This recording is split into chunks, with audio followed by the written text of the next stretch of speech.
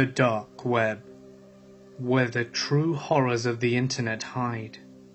To many, torture, red rooms, and prolific hacking may just be a myth. But to those claiming to have experienced it firsthand, it is certainly no fabrication. Please welcome me in joining Hitchhiker on our dark web tour. So get comfortable and let the darkness take control. I didn't think that I would be next. I didn't think it would ever happen to me. I had thought they wouldn't be able to find me, or I was just far out of their reach. I was dead wrong, because that's exactly what he was looking for. Now as I write this, I'm being stalked down like a mouse is by a cat. I suppose I should tell you how I got to this point. I was home alone one night and decided to browse the deep web. For those of you who don't know, the deep web is a place you should never visit unless you have the stomach for it. It's the darker side of the web that contains just about every vile thing about humanity that you can imagine. However, unless you have these things called bitcoins, which range at about $400 US, you can't access the darker stuff.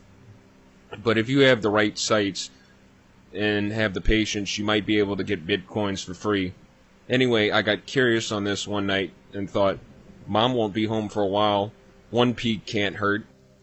I heard about the deep web by listening to some horror stories narrated on YouTube. The narrators say they're all true, but I have my doubts. In the stories, they all state for those who don't know how to access the deep web, you need to download a browser called Tor that allows you to be more anonymous than incognito on Google. So I downloaded Tor and got to work. It wasn't as bad as the story said it was. Worst thing that I came across was access to the black market while browsing.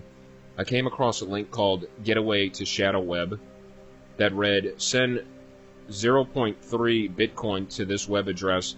You will receive access instructions and a link address in 1 to 2 days. After a great deal of time, I had accumulated enough Bitcoins and sent them to the address. The next day went by without an email until the day after when I finally received a confirmation email. That night I went on the shadow web and did some browsing. I stayed away from the gory sites and red rooms as much as possible and focused more on the forums, because I knew what to expect on there. I ran across this one forum that had these people chatting about many dark things. As I was scrolling, I noticed at the very bottom that an anonymous user left nothing more than a link. Being the curious child that I am, I clicked on it, thinking that it would lead me to an article or something on that topic. As much as I'd like to say it led me to another forum, I can only say that it led to me to what I feared it would be, a red room. Before I go any further, I will explain what a red room is. Most red rooms are known for being gory in some way, and most people don't know what to expect or never prepared. The only way you can exit out of a red room is by cutting the power source from your computer. If I had known this, I wouldn't be in this mess. I knew what to expect, which is why I wanted to so desperately get out. However, I didn't know how to get out since I had never had experience with them. It was dark at first, which scared me, but then a masked man appeared on screen and started talking. It was when the fear sinked in.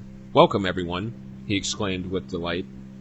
"I know you all aren't here to watch me talk all night, so I'll just get right into it. Tonight we have a young woman from the streets. She has no idea what an honor it is to be a part of this tonight, and how she will be remembered for the future.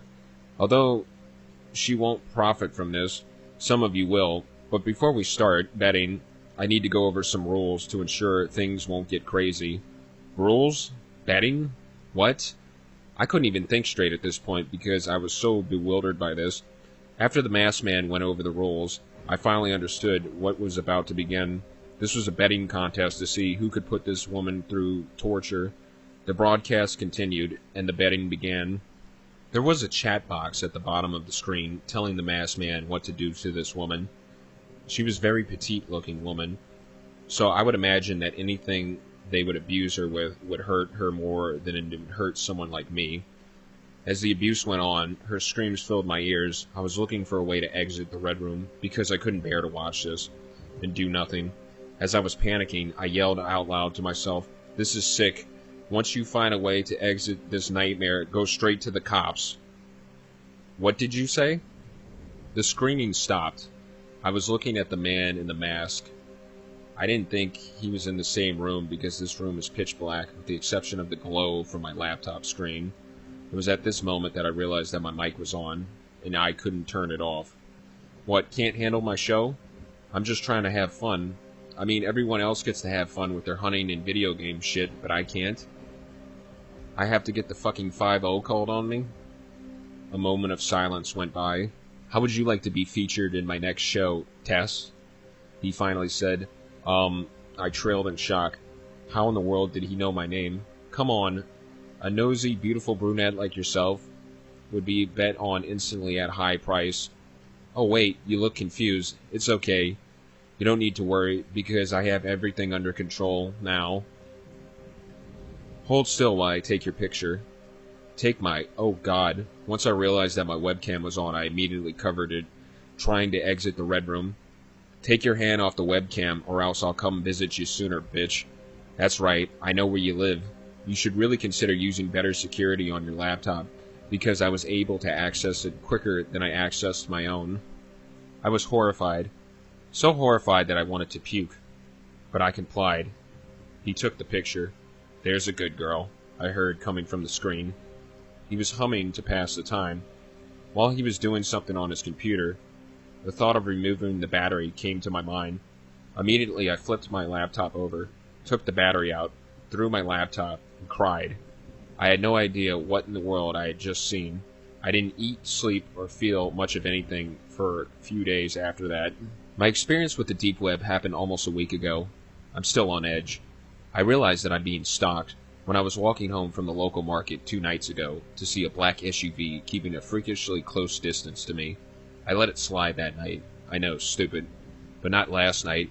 I took more detours than I knew existed on that route to avoid the SUV. When my mom asked, I told her that the line at the market was incredibly long. I had the same thing happen to me tonight. I have no doubt that this is connected to my encounter with the deep web. If I am to die tonight, I just wanted everyone to know that I didn't enjoy any bit of what I saw. I'm strongly against it. I also want everyone to know that I am truly, genuinely a nice girl. Hope no one ever has that experience what that woman did. With that, I'm signing off and going to bed. Since it's 2:47 a.m., I will update in the morning. My best friend Jeremy always had a penchant for the occult. When we hung out, he would share all sorts of rituals and creepy stories about demons and cults. I was weirded out, but he was a nice guy. I must add that he was also a maths geek. He would always excel in school in anything that required calculus, and the passion for numbers and the occult is what sealed his fate. One night we were browsing random stuff on his computer, and after watching a few shock videos, we were bored. You know, the normal internet has nothing to offer. I think we should browse the dark web, Jeremy said. I'd heard that the dark web was not as cool as they say, I replied. Don't be a wuss. Come on, let's dig up some creepy shit. Prepare to be disappointed, I say.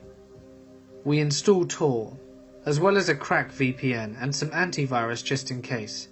Yeah, we were cheapskates, and dove right into the deep web. At first, we found some strange forums and sites with flashing pictures and bouncy music. Told ya, nothing to see here, I said to Jeremy. We're just scratching the surface, he calmly replied. And he was right. After some searching, we found some really weird website. It had a flat red background with black font. I think it was Chiller, and a picture of Baphomet. From time to time the demon would blink. Under the image there was a string of numbers and letters. I was trying to hold my laughter, but I couldn't. This is so cliché, I sniggered. Come on, come join our cult, we have free cookies. I said that in a deep voice, trying not to laugh. Jeremy sighed though. You don't know what we're dealing with? I think this is a hidden sequence in the cascade of gibberish. At this point it was getting quite late, and I really had to go home. Besides, we hadn't found anything remotely interesting. I quickly said goodbye to my friend. In bed, I rewound in my mind what I saw. Yes, the page seemed really cheesy with its 90s, early 2000s aesthetic. But a part of me feared that there was something else pulling the strings. The next day at school, Jeremy approached me excitedly holding a bunch of papers. "You won't believe what I found on the page," he said. He said it with the thrill of a child opening a Christmas present. "What did you find?" "I had to do a lot of calculations, but I think after decoding the gibberish I found the devil's phone number." "Let me guess. Is it 666? I snarkily reply. "Nah, it's really long. It has like 30 digits. He handed me one of the papers. It had a series of operations that I didn't understand, and at the end underlined with great emphasis a long number. Alongside it, Jeremy wrote, "The number of the beast." This is ridiculous. How can you guess this is a phone number and of the devil? The gibberish had words such as "call me and dial my number," Jeremy replied. "Don't tell me you're planning to call old Nick." "Nah, I'll text him instead." "Yeah, and you're also going to friend him on Facebook too?" Jeremy ignored my comment and just said, "Meet me after school." Before going to class, my head was spinning. I can't believe Jeremy spent so much time trying to solve that enigma. But the number couldn't be real, right? Classes went by sooner than I imagined, and I was at Jeremy's place when he had his phone in hand. "I just added him to my contacts list," he said. "I was waiting for you to start." He saved the number as Horny Horns, but when he opened the app to text, the contact name was blank. The profile picture was a pitch black backdrop with a faint smile. Jeremy apparently was unfazed by this and began texting. "Jeremy, hello." Then came the reply, "Hello." Jeremy sent a message. "How is the weather down there?" When Jeremy sent the message, his phone suddenly got hot. He immediately dropped it. I tapped it with my finger and it was burning, worse than you can ever imagine, as if it had just been put in an oven. After a few minutes, the phone cooled down. A message came through. "What do you seek?" "Jeremy, is this some prank? Are you just hacking my phone or something?" Another message came through. "This is not a game." "Jeremy, yeah, at least show me some proof." A reply came through. "You want proof? You will get it." After a few tense seconds, the mystery contact sent a picture. Since Jeremy's phone had an option to don't download pictures automatically, it was all blurry, but I could make out a face of some sorts. I immediately felt a shiver down my spine. "What if it is?" Jeremy asked. "It has to be a mask," I nervously replied. "You know, since we don't know what will happen, I think we should take turns to look at the picture." "I agree, but who will go first?" After a heated discussion, we settled it down to a game of rock, paper, scissors, 2 out of 3. The loser gets the first look, and after several ties, I won. "All right, here goes nothing," said Jeremy. He took the phone away from my view and proceeded to download the picture. I saw the sweat run down his forehead.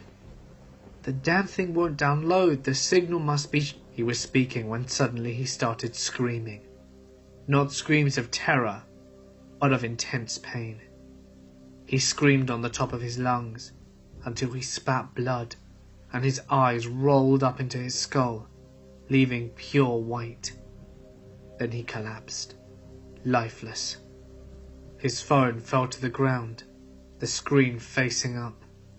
I managed to look away, but somehow I felt the phone beckoning me. I tried to fight back, but suddenly my body wasn't my own. Against my will, I stood from my seat and began walking. If I'd have kept doing this, I would have looked at the picture. I realized I had limited control over my actions. So as I walked towards the device, I managed to raise my foot and stomp it. I heard a loud hiss and felt something hot under my toe. The screen was heavily cracked, but I could still make out a face. The state of the screen didn't let me see any features clearly, but it had the color of burning coal, and it was long. Anything else was obscured by the cracks. With my body back in my control, I smashed the cell phone against the wall, and then flung it out of the house into the street. Several cars and a truck fortunately ran it over. Jeremy's death was determined to be a heart attack, but his internal organs were charred. His funeral was small. I only saw his family and a few friends. I decided to leave in his casket his favorite book, Moonchild. Several days later, I was doing homework when the doorbell rang. When I opened the door, I saw a tall, thin man in a business suit. He was skinny, his skin was pale and his eyes grey. He handed me a phone and left. I am afraid to even turn the damn thing on, but somehow I feel that Jeremy lives through it, so I can't get rid of it. I decided to bury it in a box deep into the ground.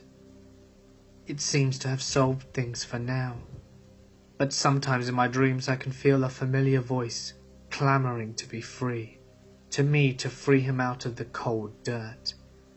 I have ignored these calls, but they are getting louder and louder every day. I fear the day that I oblige the call, I will release whatever is inside. Remember when deep web stories were the fad? Every week you'd find a new tale of someone going too far on the deep web, finding something terrible, ending up getting attacked for speaking out against it. This is a bit similar of a story. The difference is, I still love the deep web. Let me explain. I was a senior in high school at the time. I was definitely not a popular kid. My friends were the oddities of the school, and few people dared to defy the norm. It was them who told me about the dark parts of the internet, where you can be completely unwatched, anonymous, capable of doing whatever you want. Of course I was intrigued. Most of my friends just used it to buy drugs, but I thought a little bit bigger. I wanted to know what happened in the darkest parts of the deep web, whether or not my friends were telling the truth, when they talked about the horrible fetish sites and assassins you can hire to kill anyone you like. Of course I wasn't planning on using any of it. I've never been particularly interested in sex, so fetish sites don't interest me, and there's nobody I'd really like to kill. It was the mystery of it all, the fascination. Going to these sites would be like peering into the side of the world only few have ever seen, like a whole new experience. At the time I was tired of the monotony of life, getting up at the same time every day, go to school, attend the same classes, talk to the same people, go home, play some games, do some homework, go to sleep, and then it'd repeat. I wonder if people got tired of that. Anyway, it took a while for me to actually dive into the deep web. As fascinated as I was, I'd been warned of what could happen to me. I read the stories I talked about too. Who isn't afraid of being threatened by hackers or stalked by some creepy piss-off online? That kind of shit kept me from actually going on the deep web, until the day I manned up and decided it was time to break the monotony, and it was time to delve into the underbelly of the internet, time to see the world I had only dreamed of. For the first week, it was fucking boring. It was just drug sites and stuff where people exposed government secrets or whatever. Nothing as dark as I expected. I don't even do drugs, so that was useless to me. I wasn't into politics. There really wasn't much I was into back then, so I was disappointed. The only reason I kept exploring was my sheer desire to experience the world I thought existed on the dark web. The world was darker than any drug site. The world had murder, torture, fucked up porn for fucked up people, and all sorts of nasty shit. I eventually got my wish. Just when my apathy towards the deep web got to its highest point, I found what I was looking for. The site didn't have a name. I thought it was a broken link for a bit, since it only led to a black screen. Right before I could click out, however, a chat box opened on the screen. Someone using the name Administrator typed in the chat saying, "Congrats, you found the worst place on the fucking net." I stared at the screen, more bemused than afraid. It took me a moment to type back, "Cool." That's all I said. What else could I say there? "I'm here to see your finest torture porn." A moment after, the administrator replied, "Ha ha, you want in?" I hesitated. All those horror stories started flooding back into my head, but it was too late to chicken out now. This was what I came for. Even if I clicked out on the first sign of danger, I had to see what was there. I had to break the fucking monotony. I had to know. I hastily typed back, not allowing myself to stop. "Yeah." The chat box closed, and I was led directly to what looked like a video, with another chat box next to it. There were around 5 other people there, each eagerly waiting for something. The video was black and white, and showed a small room. The only thing inside was a wooden chair, until around 5 minutes of waiting, the door to the room opened. A man was shoved inside, blindfolded, naked, save for a pair of black briefs. He was followed by a woman that was dressed in all black. Her face was covered by a black mask. In an instant, the chat room went wild. I almost closed the window to spare myself, knowing immediately where this was going. But again, I told myself this is what I wanted. Maybe not the torture, but the window into the worst part of the world. The woman pulled a knife from her pocket, cut off the man's blindfold. She shoved him into the chair. He didn't struggle for a moment. Once his eyes were visible, I could see why. It looked like he'd been drugged. Resisting was impossible. I frowned, glancing to the side. This was fucked up. I knew this was fucked up. My conscience told me call the cops, or at least click out, but I forced myself to watch. She turned to the camera, pointing the knife at the man's throat. One of the people in the chat typed, "One of his fingers, cut off one of his fingers." I clenched my hands into a fist, taking a sharp breath. This was really fucking happening. I was gonna just watch this guy get mutilated, as a small crowd of people watched in glee. I felt like throwing up, a feeling that only worsened when the woman nodded and turned to the man, grabbed his hand, and carefully slicing off one of his fingers. Blood spurted from the wound, and the man moaned in pain, but couldn't fight back. Breathing heavily, I hovered over the X, planning to get the fuck out of there, but I didn't. The woman looked unimpressed, as if she thought the chat could do so much better. Another person called for a slice of the man's arm. She complied. He was bleeding heavily now, clearly in deep pain, but these people were fucking sick. They were cheering her on from chat, suggesting new and painful tortures for her to inflict. Eventually I stopped breathing heavily. I stopped feeling sick. It was starting to grow on me. By the end, the man was on the ground, covered in blood, breathing heavily. I watched this around half a minute. The people in the chat were starting to die down. They inflicted enough pain. They had their fun. It seemed like things were wrapping up. Funny, I thought. How was it over when I was just getting into it? I smirked. This was exciting. This was better than any game I could play. Better than any fucking class I could attend. Better than sitting with a group of fucking nobodies pretending like I cared for a goddamn second about any of them. This was the world I wanted to see. This was the darkness. This was the underbelly. This was reality. Fucking end him. Slit the throat. I typed in the chat for the first time. She nodded for one last time, bringing the man to his feet before slowly dragging the braid across his throat, sending more blood spurting out. Once it was done, she dropped him. He fell to the ground limp. He was dead. The people in the chat started to compliment the torturer, talking about how it had been another good time, starting to set a date for the next showing. On screen, the woman left the room, leaving the corpse behind. Of course, I hastily wrote down the date for the next showing. This was going to be a part of my life now. I was going to be a part of something bigger. I was going to command these people's deaths. What a rush. So yeah, I love the deep web. I'm in college now. I'm now more immersed in the deep web than ever. I've seen some shit people would freak out knowing exists. I fucked around every sick porn site known to man. I finally broke the monotony of life. Inspirational, right? how one high schooler defies the boredom inherent in his life by discovering his true passion. I love the deep web. For the past 2 months, things have been constantly changing. I've checked into almost 40 hotels every other night or so, and I always end up having to leave before I can get comfortable. Reason being, if I stay, I die. Let me explain why. I'll start off by saying I'm 25, living a very dull life. I get up, go to work, come home and repeat. It's the same cycle every day, and of course, I had to do things that just made up for it. At work, I was having a discussion with my pal. For his sake, I'll refer to him as Rob. He brought up the dark web, something I've heard of before many times, nothing new, but he also referenced a shadow web, which seemed very interesting. He said there were gateways beneath hidden onion links, and accessing the shadow web took about 0.5 Bitcoin. Of course, my interest levels peaked along with the adrenaline.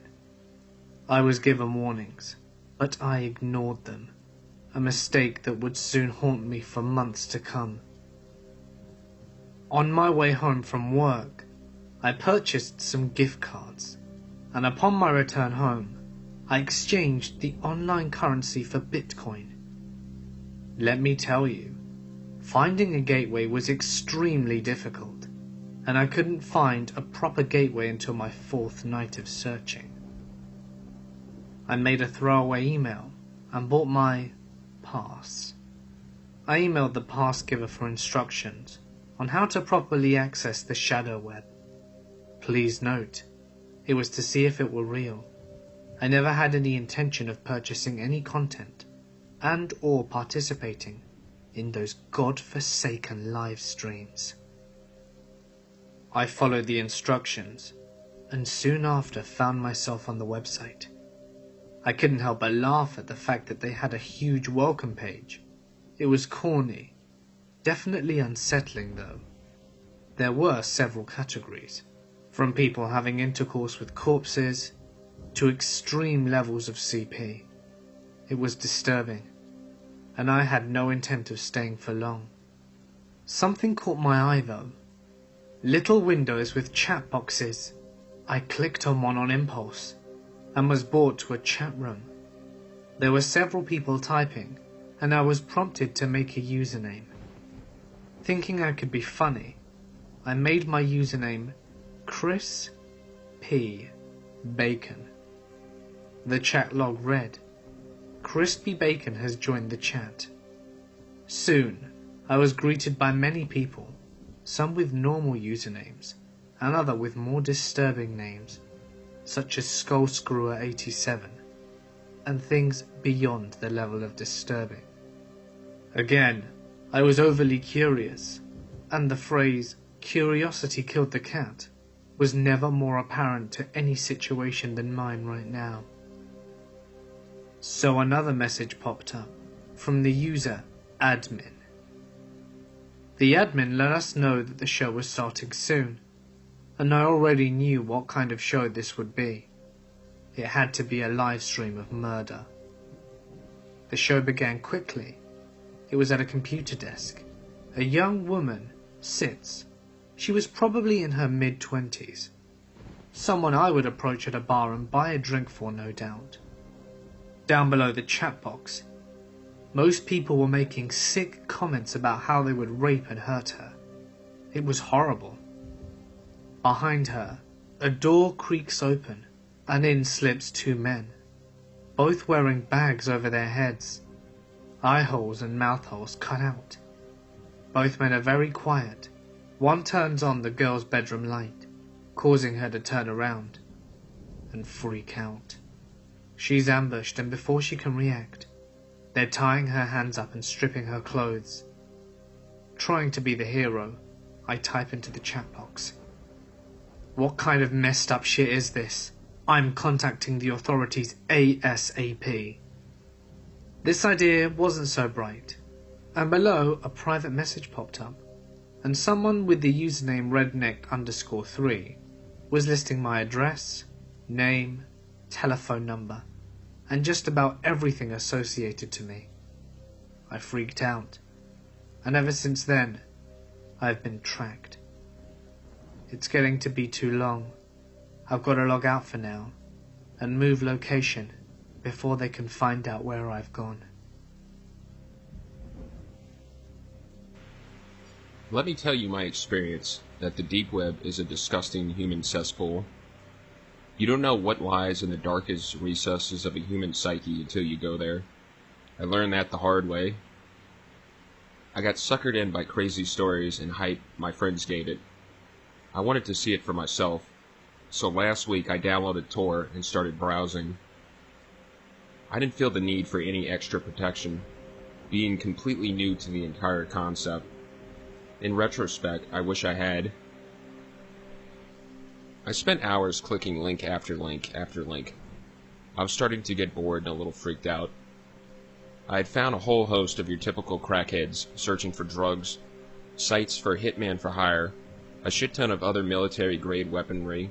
At one point I found myself scrolling through post after post of vivid descriptions of animal abuse, and how the sick fuckers who committed those atrocities get off to them every night. I wish I had closed my computer right then and there, but something kept my curiosity alit. Honestly, I think some part of me wanted to see how fucked up the human mind truly could be. After a few more links to child porn, a couple of drug markets, I had had enough. This is it, I sighed to myself. One more link, I swear I'm getting out of this hellhole. I clicked the link, going blindly into what, unbeknownst to me, would alter my already cynical view of humanity. I mean, honestly, when you hear a guy go on and on about lighting his dog on fire and watching it wither, you tend not to think the best of people, but this was a whole new level of twisted. First thing that caught my eye was curly pink font that served as a title of the opening page. It read, "Peace and Love." I remember it all too clearly as it seemed out of place in the slum of the human refuse formerly known as the deep web. I scrolled down to find an image album, a sample chat box. No one was online at the moment, so I went ahead and clicked the first set of pictures.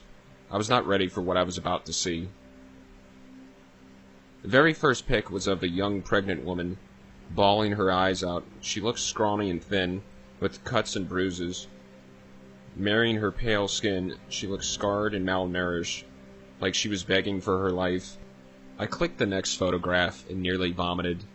The young woman from before sat in a chair facing the camera, her dead, dull eyes boring into me. She was covered in blood, and her abdomen had been torn open. In her cold, unfeeling arm, she held the child, still attached at the umbilical cord, half-formed, lifeless body with deep crimson with blood, and one could tell it had been forcibly ripped from the wound. On the wall just behind them, written in their blood, were the words, "I gave them peace," in harsh, hasty letters. I don't know what possessed me to scroll through the photo. It was as if I couldn't control my own fallacies. The image only got more and more gruesome as I looked further. The following images seemed to be a time-lapse of the decomposition of the body. I watched them rot, sitting there together. I watched the face of the mother, which could have been considered beautiful, wither and collapse into itself as the fetal mound of flesh. By the end of the series of images, there was nothing but skeleton. I would have noped the fuck out of there had it not been for a message that popped up on my screen. It was from the website chat. Read exactly as follows. "Hello there. Do you like what you see? Do you want more? Do you want to attain true peace?" I didn't know how to respond. I was rooted in my chair with fear. Then the sicko spoke again. "You don't have to be scared, Zachary. I love you. I want to help you. Let me help you." I managed to type a simple question. "How in the hell do you know my name?" Almost immediately I got a response. "I know everything about you. You know, you really shouldn't leave your curtains open like that. You might get a draft. You see, I just want to help you. Please let me save you." My eyes flashed to uncover the window behind me to the light of the webcam. My heart skipped a beat when I realized it was on. The sick fucker was watching me. I made a move to pull the plug on the sick son of a bitch when another message popped up. Don't try to shut me out. I'll bring you peace. I swear, Zachary Tanner. It's the only real bliss in this world. That was the last message I got before I finally shut it off. Needless to say, I stayed off the internet for a long while after that. Just today, I got back on, praying to God it would have all blown over. Oh, how wrong I was. I logged into my email only to find it spammed with emails from an account named I'll Show You Peace. Each one had the same message. I want to save you. I want to love you. I want to bring peace. In all caps. But that wasn't even the worst of it. Each and every message had a candid photo of me taken within the last week. I've tried to involve the police, but they haven't been much help. What do I do? Hey guys, it's Mort here, and thank you so much for listening. I would like to extend a huge thank you to my good friend Hitchhiker for joining me in on this video. Please be sure to check him out using the link on screen or in the description. I'm pretty sure you'll love his creepy content. I'm dropping a little teaser for a big video I have coming up in the next few days. It'll be right at the end. Can you guess what it will be? Let me know in the comment section below. Also, please remember to smash that like button and subscribe, as you won't want to miss what I have in store for you next. No, seriously, you really won't.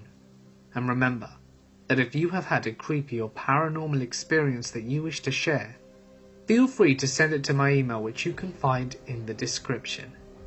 You can also follow me on Instagram and Twitter for some secret stuff you won't find anywhere else. But anyway, for now guys, I'm going to sign off. Stay awesome, and I'll see you in the next one.